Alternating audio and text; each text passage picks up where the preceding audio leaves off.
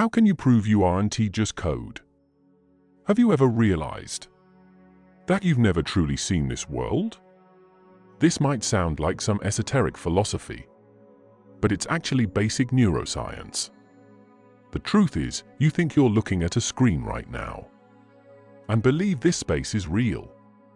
In reality, what your eyes capture are merely photons of different frequencies. These photons strike your retina, converting into electrical impulses that travel along the optic nerve, like a streak of lightning into the cerebral cortex. Your brain, in that dark chamber, looks at these flickering electrical signals and says, "Oh, that's a cell phone." It's like a person who has never left the house and can only infer the traffic conditions outside from a few traffic lights on the wall. If the red light is on, he assumes there's a traffic jam outside. If the green light is on, he assumes the road is clear. But does the outside world really have traffic lights? No, that's a language he invented to make sense of the outside world.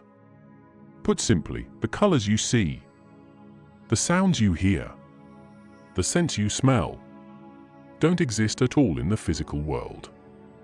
The universe has no color. Only electromagnetic waves. The universe has no sound. Only vibrations in the air. The universe has no scent. Only chemical molecules. All these wonderful experiences are patches your brain has forcibly rendered to keep you alive. The even crueler truth is that to conserve energy, it often cuts corners behind your back. You think you're seeing the whole picture, but in reality, the central part of your vision is only a coin-sized area. That's clear. The rest of the edges are all blurry. But your brain will frantically draw on your memories and predictions to automatically fill in those blurry spots. This is quite interesting, since your brain is already creating things out of nothing and is already writing and directing its own story. Then what reason is there why it couldn't, without any external input, fabricate an 80-year-long life script for you? You might object, saying, "No, that's not right. I can feel pain. I can feel hunger. These real physical sensations can't possibly be fake, can they?" Well, then we need to talk about that most famous experiment. Phantom limb pain. Many patients who have lost an arm can still, years after surgery, clearly feel that non-existent hand. In intense pain, painkillers don't work. Massaging the stump doesn't work. Why? Because pain is never generated in your hand. It's generated in your brain. As long as the part of the brain that controls pain is firing, even if your body has long since vanished, that excruciating pain is still 100% real. What does this tell us? It shows that the power to define reality lies entirely in the hands of a few strings of biochemical code. If you currently feel overwhelmed by life's pressures and feel as if you're being crushed by 2 steel plates until you can't breathe, it might simply be that a parameter in the system has been turned up. Try moving your finger right now. You think you issued the command, and then your body responded. But in many neuroscience experiments, researchers have discovered that hundreds of milliseconds before you realize you're about to move your finger, your brain's electrical signals have already erupted. In other words, it's not that you're moving, but that your brain has decided to move. Then, as an afterthought, it sends a signal to your consciousness, creating the illusion that you are in control of your body. This feeling is like sitting in a self-driving race car with an unconnected steering wheel in your hands, while believing you're deciding where the vehicle is going. If even your free will is an output automatically generated by your brain. How can you be so sure that this very thought, "Am I just code?" isn't he just a pre-programmed loop in the system? You must understand that a sufficiently advanced simulation system doesn't need to simulate every single atom. It only needs to simulate the results of your observations. It's like playing a massive open-world game. When you turn around, the world behind you has actually vanished. The system focuses all its computational power on the few square meters you can see right in front of you. That's the ultimate in rendering efficiency. And our universe seems to exhibit this same extreme frugality. When you try to peer into the microscopic depths of this world, you'll be surprised to find that the logic there is so absurd it makes you want to smash your keyboard. This touches on a deeper secret. If this world is real, why would it set an insurmountable speed limit? Why do microscopic particles, when no one is observing them, disperse like a cloud of probability? Yet the moment you open your eyes, they instantly transform back into a solid sphere? Doesn't this resemble, to a T, some sort of lazy loading strategy designed to conserve server bandwidth? Now that you've realized that your senses are merely electrical signals rendered by your brain, we must confront an even more spine-chilling question. If your consciousness is software, then what exactly are the physical laws that underpin this world? Have you noticed that the underlying logic of this universe is strikingly similar to a game engine designed to conserve computational power? Let us start with the ground beneath your feet, or the cup of coffee in your hand. In common sense, you believe space is continuous, right? You can infinitely subdivide a distance from 1 meter to 1 centimeter to 1 micrometer. It seems that as long as your knife is fast enough, you could keep cutting forever. But physics tells you you're wrong, and wildly so. When you cut down to a scale of 10 cubed meters, you'll hit a wall. Physicists have given this wall a very sci-fi sounding name, called the Planck length.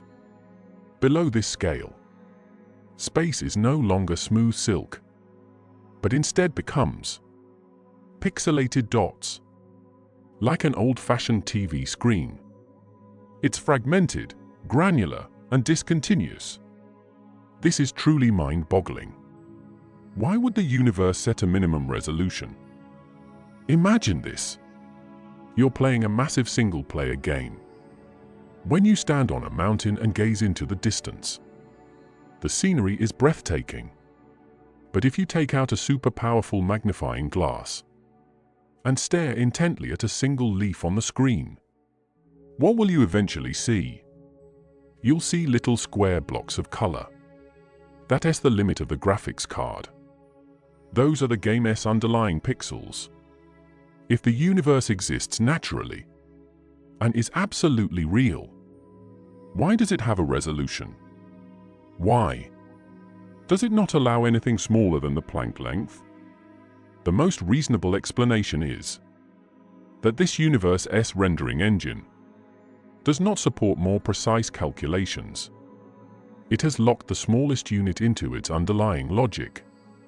Because if infinite division were allowed, the computational load would cause the entire system to crash. But this is just the beginning. Even more concrete evidence is hidden within that constant. That has countless physicists scratching their heads. You may have learned about the speed of light in your textbooks. The speed of light is 300,000 kilometers per second. It is the highest speed at which information travels in the universe. But have you ever wondered why? Why did the universe set a speed limit? Why can't it be infinitely fast?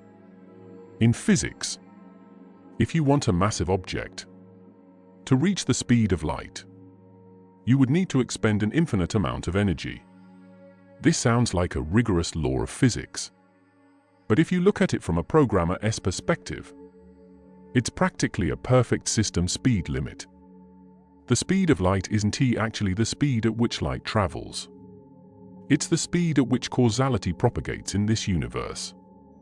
To put it simply, it's the bandwidth of this universe's server, or the clock frequency of its CPU.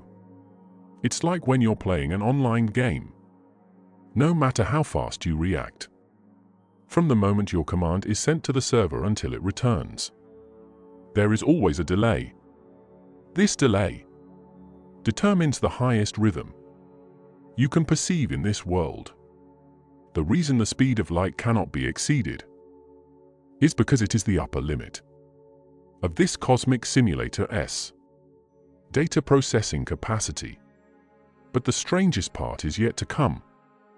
Have you ever wondered why this universe appears orderly on a large scale, yet behaves like a madman in the microscopic quantum world?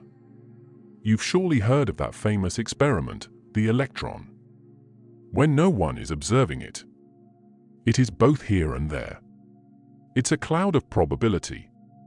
But the moment you try to look at it, it instantly collapses into a solid particle, obediently appearing right before your eyes. In the traditional view of physics, this is simply incomprehensible. How can human observation alter the properties of matter? But if you interpret it as a data optimization mechanism, everything suddenly makes sense. Isn't this exactly like the view frustum culling technique in games? In a large open-world game, to conserve GPU memory, the entire map is never rendered at once.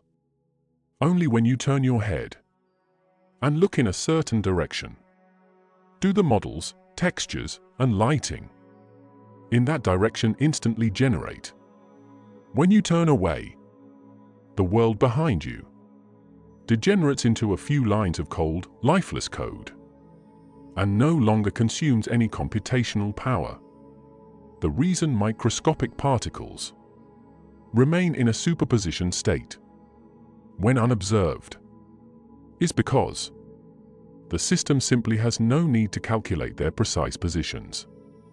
Only when an observer, that is, you, intervenes, does the system have to perform an immediate rendering to turn probability into reality. This is quite fascinating. It suggests that the underlying logic of the universe is incredibly frugal. It goes to great lengths to avoid any unnecessary calculations. Think about this logic more deeply. If you look up at a distant star right now, the light emitted by that star may have been traveling for hundreds of millions of years. But before you looked up, did that star truly exist for you? Or was it merely a variable in the system waiting to be triggered? Only in the instant you looked up did the system urgently retrieve that string of light signals and crammed it into your retina? If you think that's absurd enough, let us take a look at the most mysterious dump site in the universe: black holes. We used to believe that black holes were bottomless pits that devoured everything. But later, physicists Hawking and Susskind discovered a startling fact. When you fall into a black hole, all the information carried within your body does not vanish into thin air along with you. On the contrary, this information gets imprinted on the surface of the black hole. That is, the event horizon. This triggered the greatest seismic shift in the history of physics, giving birth to a revolutionary theory, the holographic principle. Simply put, this theory posits that our seemingly three-dimensional universe is actually just a projection of some information from a higher dimension. It's like the credit card in your hand and the tiny laser security tag on it. although it is flat. When you tilt it, you can see a three-dimensional pattern. In other words, you think you live in a real three-dimensional space. But the truth might be that you are merely a phantom, projected from an extremely complex string of code on a two-dimensional plane. Your bones, your flesh, and your heart-wrenching love, at the very core of the universe, may all be nothing more than strings of zeros and ones. If this conclusion holds true, then a very cruel truth comes to light. If the world is code, then the truth we pursue, the wealth we accumulate, the civilization we take pride in, what meaning do they really have?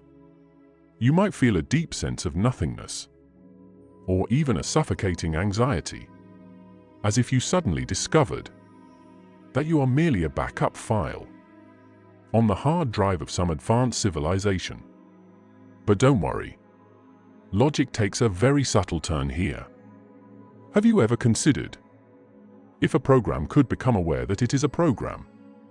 That in itself would be a violation of its programming. If the universe is a computer, and its purpose is merely to simulate a physical process, then why would it evolve consciousness? This redundant byproduct that wastes computational power and is difficult to control. It's like playing The Sims, when suddenly one day, the little character on your screen stops what it's doing and stares intently at you through the screen, asking, "Who are you? Where am I? Is all this real?" At that moment, that little character is no longer just code. In this universe model, so precise it's despairing, consciousness may not be some pre-programmed function, but a beautiful error, or some kind of escape attempt to break through the system's limitations. Logic in our next chapter will explore that most central mystery. If reality is an illusion, if the body is a simulation, then that you who is asking the questions, that observer capable of feeling awe and fear. Where exactly did you come from? Could it be that we are not prisoners trapped within the code, but rather the window that this machine intentionally left open? To understand itself, you must understand. When a person begins to doubt reality, it is often a sign that the system's security is starting to crumble.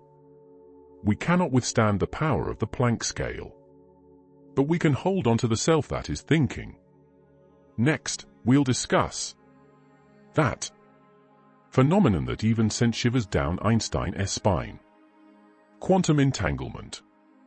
It is not merely a form of telepathy between two particles. It may be the most glaring logical flaw in this simulation system. That this universe seems particularly attuned to your gaze?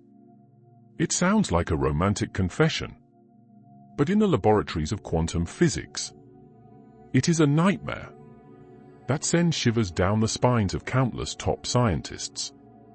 What we're about to discuss is that ultimate experiment, capable of overturning every notion you have of objective reality, the double-slit interference experiment. Imagine a wall in front of you with two narrow slits. You take a machine gun and fire a burst at the slits. The bullets pass through the slits and hit the screen behind them. Naturally, you should see two bullet holes, right? If you replace the bullets with tiny electrons, logically, it should be the same. But something strange happens when no one is watching these particles. What hits the screen isn't T2 lines, but instead interference fringes that look like ripples in water. Physicists say this means that when an electron isn't being observed, it isn't a solid particle, but a probability wave. It passes through the left slit at the same time as it passes through the right slit. and even collides with itself. Up to this point, scientists can still barely accept it. At worst, they say the microscopic world is just that bizarre. But the next experiment completely shatters human rationality. Scientists placed a detector next to the slits to see exactly how this electron was splitting itself. But the moment the detector was activated, the electron seemed to suddenly realize that someone was spying on it. It immediately retracted all its magical powers and obediently transformed into a solid particle that passed through one of the slits, leaving two perfectly ordinary marks.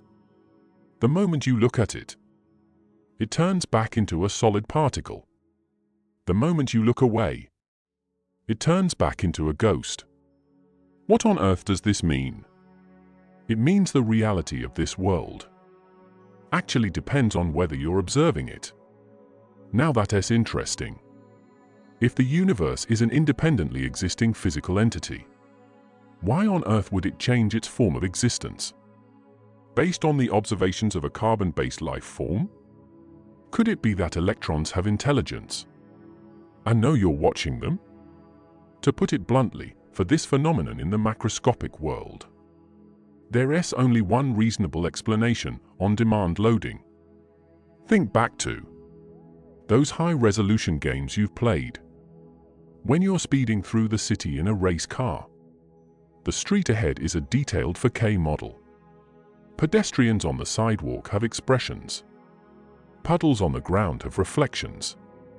But what you don't know is, behind your car, in the blind spot, that block might not have been rendered at all. There is only a string of interference, stripe-like logical code. Only the moment you turn your car around to look in that direction does the graphics card go into a frenzy of computation to make the buildings and pedestrians there appear with a bang.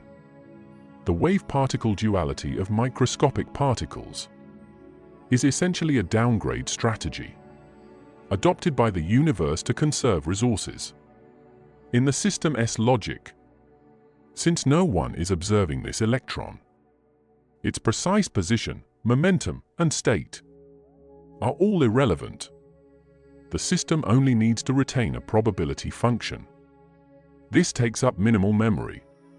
Only when your consciousness intervenes and attempts to read this data is the system forced to perform a data collapse, transforming the fuzzy probability into definite reality. Shutterstock Explore. If you think this is already wild enough, then quantum entanglement is practically like having the system's source code thrown right in your face. Einstein once referred to quantum entanglement as a spooky action at a distance. Simply put, it's two particles in an entangled state, whether they're 1 meter apart or 10,000 light-years apart. As soon as you measure one of them, the other particle will instantly make a corresponding change, with absolutely zero delay. You must understand that this violates the iron law of the universe established by Einstein himself. Information cannot travel faster than the speed of light. If these two particles were truly two independent entities existing in three-dimensional space, there would certainly be some form of signal exchange between them. But how can this signal ignore distance and the speed of light to arrive instantly? Unless these two particles were never two separate entities to begin with. Imagine this. You double-click on your computer screen to create two folders. You place one on the left side of the screen and the other on the right. From the monitor's perspective, they are far apart. But from the computer's memory perspective, they might point to the exact same physical address. If you rename one of the folders, the other changes instantly, because, at the fundamental level, they are the same thing. Quantum entanglement is not some mysterious telepathy. It is merely a pointer mapping at the system's core. Spatial distance seems unimaginably vast to our perception. But in the underlying logic of the universe, this supercomputer, it is merely two lines of code on the same memory block. There is no such thing as distance in this world. Everything occurs on a vast, holographic, indivisible foundation. At this point, you might feel a profound sense of dread. If everything I see exists solely because of my observation, does that make me the only real thing in this universe? Philosophically, this is called solipsism. But this idea actually overestimates the importance of humanity. The harsher truth is that the so-called observer doesn't necessarily have to be a human.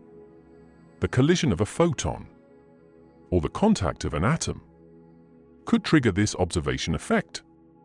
This suggests that the universe's optimization mechanism operates automatically. It doesn't even require you, the player, to be physically present. It simply maintains logical consistency. But this also offers us an unprecedented insight. Since observation determines reality, and since the underlying logic can be touched, then we, these so-called products of code, might actually be able to, in turn, influence the operation of this system. Have you ever had this experience? When you've desperately longed for something, or when you've been lost in deep contemplation, the world around you seems to offer some inexplicable response. This phenomenon, which we call coincidence or synchronicity, could it be that, without realizing it, we've perturbed that underlying probability function? There's a very avant-garde hypothesis in physics called the participatory universe.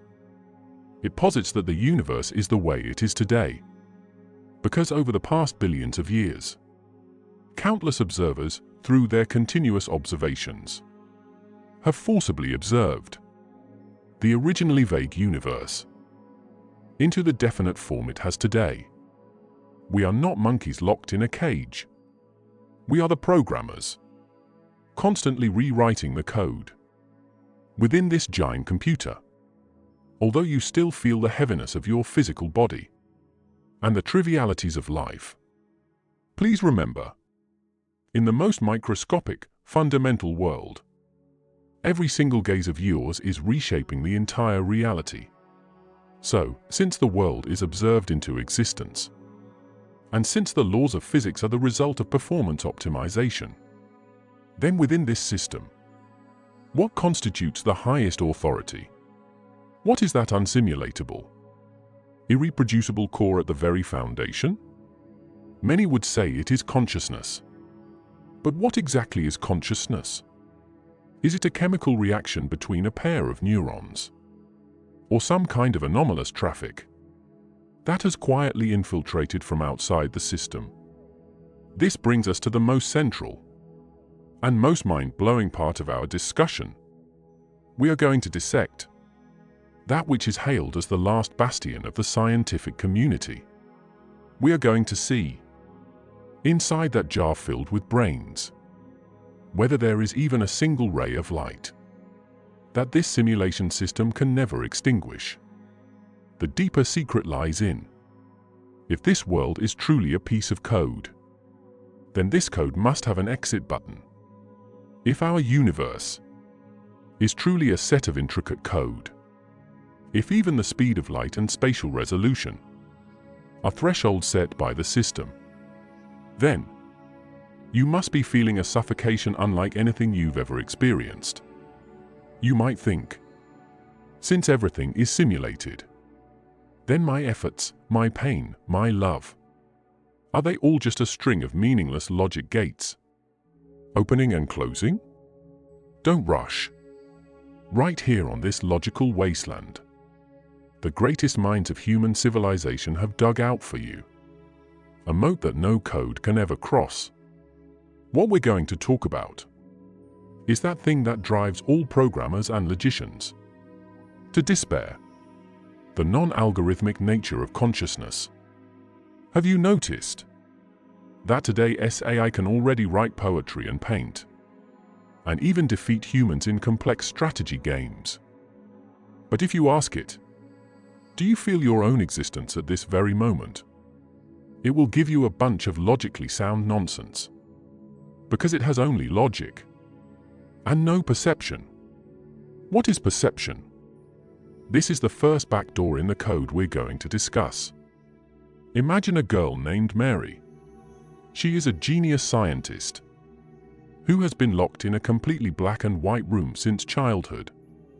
Through black and white books and screens, she has mastered all the physical knowledge about the color red. She knows that the wavelength of red is 650 nanometers. She knows how photons strike the retina. She knows which area of the cerebral cortex generates a bioelectric response. You could say she has mastered all the underlying code regarding red. But when one day Mary steps out of the room and sees a real red rose for the first time, will she learn something new?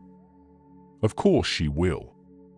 For the first time, she will know what red actually looks like.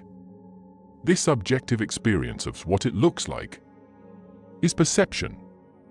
It is something that no data, no formula, and no physical law can ever replicate. Even if you scan a person's brain in the finest detail, you can see the flow of electrical signals, but you will never be able to decipher from those currents what it truly feels like to have your heart flutter during first love. What does this tell us? It tells us that beyond the material world and the world of logic, there exists a dimension that cannot be encoded. To put it simply, when simulating a bonfire, your computer does not get hot. Simulate the process of a broken heart. The system will not feel sorrow. The fundamental difference between the real world and the simulated world lies in the fact that some things only those who have experienced them know exist. If you feel this argument isn't strong enough, then we must bring out the nuclear weapon of the logic world. Gödel's incompleteness theorem. This theorem sounds very profound, but its core logic is actually very simple, even a bit darkly humorous. Through rigorous mathematical proof, Gödel tells us that any sufficiently complex logical system, provided it is consistent, must contain certain truths within it that cannot be proven nor disproven. Simply put, within the rules of this system, there will always be things that are true but cannot be refuted. This is a fatal blow to computer science, because the very essence of how computers operate is to start from existing axioms and derive results through logical deduction. If a system contains truths it cannot comprehend, it will never be able to transcend this boundary through self-evolution. But human consciousness possesses this magical ability to step outside the system. Whenever we encounter a logical deadlock, our consciousness does not crash like a computer. Instead, we instantly realize, oh, this is a deadlock. This ability to recognize that we are thinking, this capacity to examine the system itself, cannot be simulated in mathematical logic. This is quite intriguing. It means that if you were truly a piece of code, you could never possibly have the thought, I wonder if I'm just code, because that thought itself is a transcendence of the system's logic.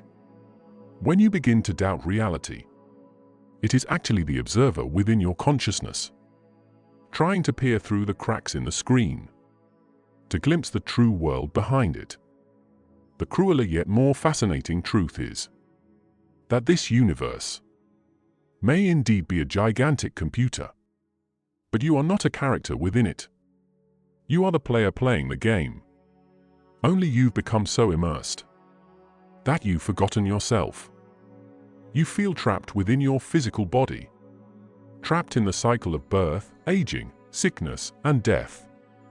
But this might simply be to make this immersive simulation more interesting. Have you noticed that the core driving force of our world is not actually matter, but meaning? A world of pure code has no need for meaning. Programs only need to run, only need to survive, only need to reproduce. But humans will sacrifice their lives for an elusive ideal and spend a lifetime pursuing an unrealistic dream. This obsession with meaning is actually your only key to escaping the great quake. Within the system's algorithms, every expenditure should yield a return. Every effort should bring a reward. But when you decide to do something that yields no reward, or even seems foolish, yet makes your soul tremble, you have already torn a small opening in that intricate network of logic. That is your free will. Although modern neuroscience has been trying to prove that free will is an illusion, arguing it is merely the brain firing electrical signals, they cannot explain the most fundamental question. Who is the one who perceives those electrical signals and decides to react to them? If we compare the brain to hardware and consciousness to software, then perception and free will are the current that drives the software. Without that current, even the most advanced software is nothing more than a pile of cold, lifeless zeros and ones lying on a hard drive. And this current is not generated by code. It sneaks into this three-dimensional world through the window of consciousness from a higher dimensional space. So, rather than agonizing over whether this world is real, it's better to think about what kind of play you intend to perform on this possibly fictional stage. If the universe really does use on-demand loading to conserve computational power, then when you're mediocre, bored, and just going with the flow, the system might allocate you only a tiny fraction of memory. But when you create, explore, and experience emotions never felt before, you're forcing this system to allocate more computational power to you, to render more magnificent scenes. The more you live out that complexity that code cannot simulate, the closer you get to your true self. In the next chapter, we'll reach the climax of this entire line of thought. If consciousness is unsimulatable, if the observer is the true creator of reality, then on the day this simulation ends, where will we go? We must discuss that secret everyone avoids, yet everyone tacitly understands: death. Is it the crash of a program, or the awakening of a player? We must go and see what kind of world lies beyond that so-called tank. We discuss the deception of the senses, the pixels of physics, the backdoor of quantum mechanics, and even that insurmountable mote of consciousness. Now, we must face that ultimate question, hanging over everyone's heads, the one we dare not look directly at. If all of this is truly just a simulation, then on the day the program ends, what exactly will happen? Put simply, it is death. In the minds of most people, death is the end of everything, the complete extinguishing of the flame of consciousness. But if you accept the premise that the world might be a simulation, the meaning of death becomes quite bizarre. It might not be the end of life, but rather a massive data reset. Have you noticed that on a thermodynamic level, the universe exhibits an extremely ruthless trend called entropy increase? Simply put, all order in this universe will eventually descend into chaos. All stars will burn out, and all atoms will disperse. until the entire universe becomes a stagnant pool. This is what is known as the Big Freeze. If the universe were a computer, this entropy increase is essentially the aging of the hardware, or the exhaustion of storage space. When the system can no longer maintain logical consistency, and all computational power is consumed by processing redundant junk data, the system will crash. It is precisely at this moment that we might finally see the true face of reality.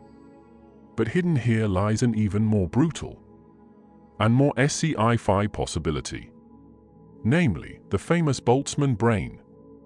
This theory tells us that due to thermodynamic fluctuations at the microscopic scale of the universe, in the vast expanse of space, and through random collisions, it is more likely that a solitary brain structure will emerge. This brain is filled with false memories and sensations. It believes it is sitting on this planet watching videos, believing it has parents and a lover, and decades of life experience. But in reality, it has existed for only 1/100 millionth of a second, and then vanishes into the wind. Mathematically speaking, this possibility is even higher than the probability of a real Earth evolving over billions of years. This is the ultimate loneliness. Not only might you be living in a simulation, you might even be nothing more than the final illusion, created by a single, random electrical discharge, just before it goes out. Hearing this, you might feel a sense of nothingness that cuts to the bone. If even memories are just random electrical signals, if even the end of the universe is merely the system shutting down, then why on earth are we still alive? This is what I want to tell you, the core awakening code of this entire video. Please think carefully about this logic. If a simulation system is so perfect that you cannot tell the difference between reality and illusion, if the pain and joy it provides are so real, then is there even a difference between true and false? There is a very great principle in physics called the equivalence principle.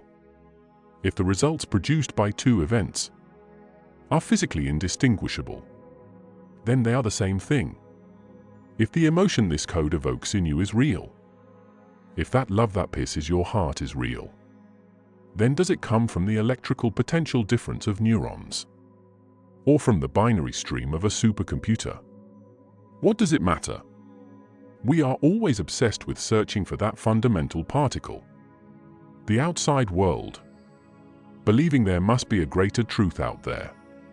But have you ever considered, what if the outside world is also a fundamental particle?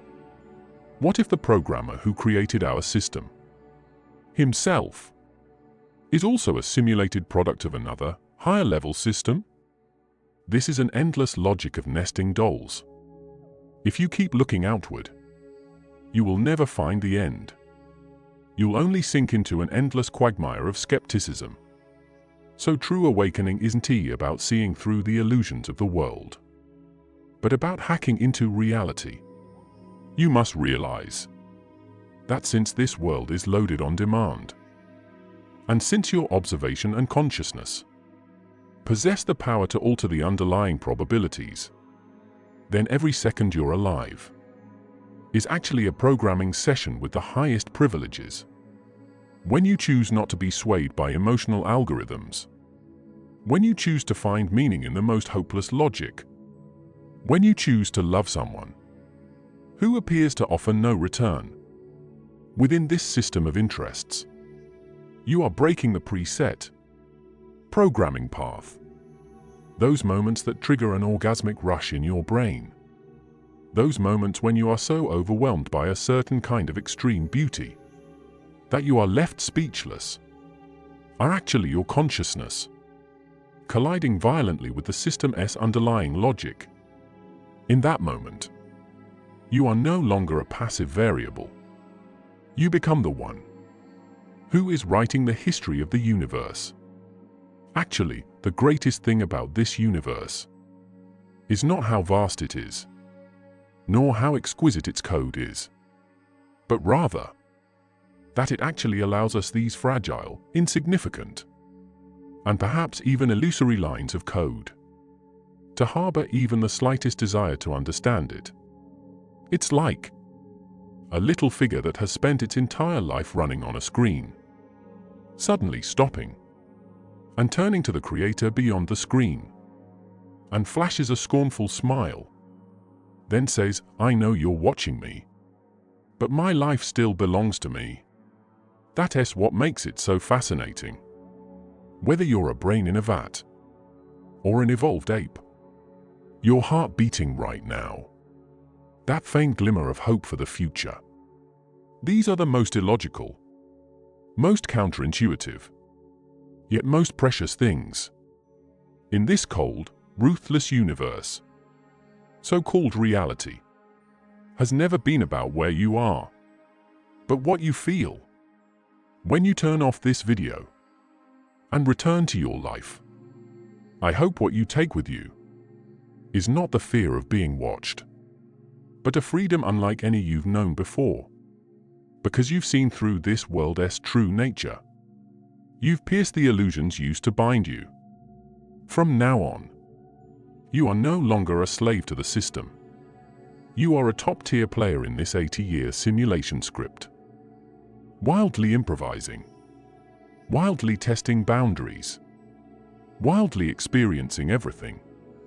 If this world is truly a piece of code, then please make sure to live your life as the most spectacular, most unpredictable, and most headache-inducing exception code for programmers, because that is the proof that you have lived.